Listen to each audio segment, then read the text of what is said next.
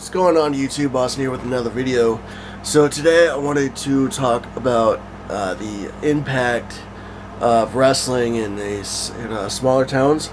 So it's important to have wrestling in all sorts of different places, and then we spoke about before understanding your audience. Now it's important to understand your audience and to the point where it's ideal to have a wrestling show. Now, what exactly does this mean? Location is important, and we talked about this before. Now, putting the spotlight on wrestling itself is it's spectacle. It really is, and bringing to the drama, and like around here, especially in Northwest Ohio, Toledo is a huge wrestling town.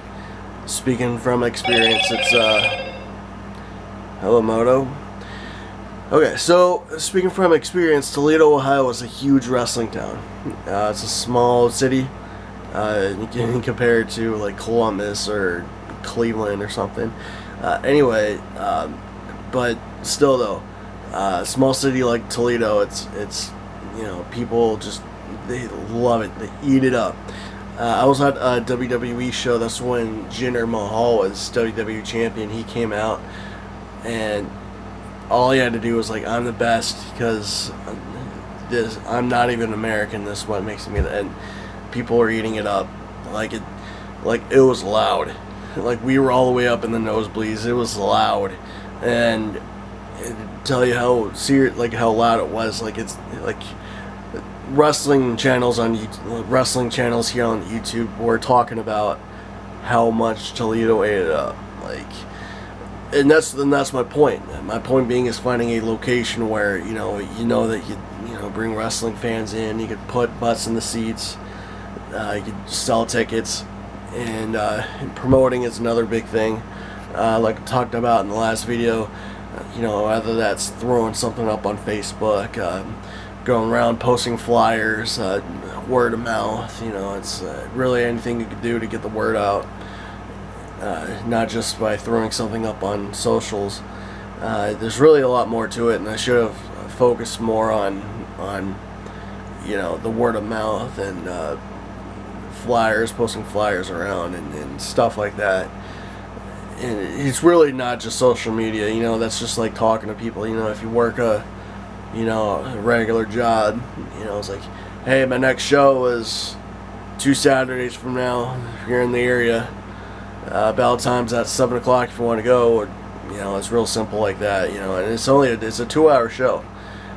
Most of the time it's 2 hours, and it's for $15, $10-15 for 2 hours of wrestling, and it's all local guys, these guys, you've been wrestling these guys for how long? You've been working with these guys for months now, probably years, longer than that. So anyway, so back to the impact.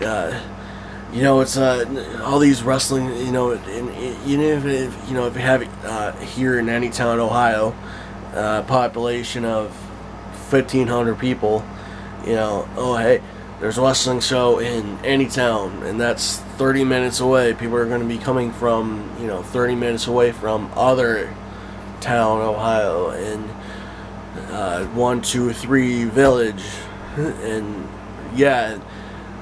it really brings in a lot of people, because it really depends on how much you're doing to promote the show too, and and it helps. Every little bit helps. Even if you told 20 people, tell 20 people, hey, next wrestling show 2 weeks from today. Well, that's 20 people that know about it, and those people are going to be like, well, okay, I can't go, but hey, I know people, and then they're going to, so it's one of those things. It's really, really a great thing for the community, because, the community can come together. They could, and it could be any sort of event. It could be a Knights of Columbus thing. It could be a county fair, or it could be just your monthly show that promoter got to deal with at the Rec Hall or whatever, and it could be anywhere. you know, these events could be really anywhere, or held anywhere, indoor, outdoor, and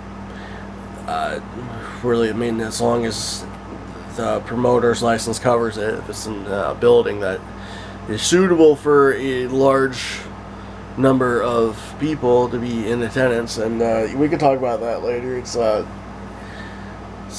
process, the promoter's license, and here in Ohio, it's actually $100. Then it's $100 to host the show through the athletic commission, and yeah, it's unexpected places. You know, it's you know, it could be really, like I said, not to, you know, keep revolving around it. It's yeah, and you know, or even have a bigger name, you know, because there's a lot of guys like ex WWE guys, ex TNA guys, bigger names in the wrestling world who are, you know, doing, you know, or even current bigger names. If John Cena wanted to do come wrestle and for Rubber City Wrestling, hey, cool. John Cena is going to be in Talmadge, Ohio, wrestling Rick Lee for the World Heavyweight, for the Rubber City Wrestling Championship, August 3rd. No, that's not happening, but you know what I'm saying. Hey, oh, cool. John Cena is going to be there. Let's go. When he's not going to be there. Don't get excited. He's not going to be there. But you know what I'm saying. So, but you know, that's just one of those things. You know, hey, cool. This guy was there. Here in our town, wrestling right there where we wrestle, in that ring where we wrestle. You know what I'm saying. And it's that, yeah. So anyway, yeah, it's one of those things. You know, it brings people into these smaller communities, and it's people love wrestling.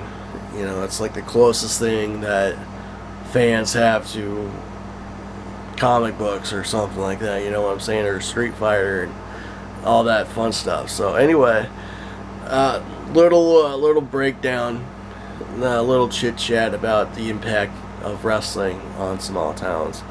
I didn't cover everything, but you know, anyway, if you want to know more, you could certainly just leave me a or write up a comment if you have a question or anything. So anyway, that's going to be for now. I want to thank you guys so much for watching, and yeah, always remember to work the left side.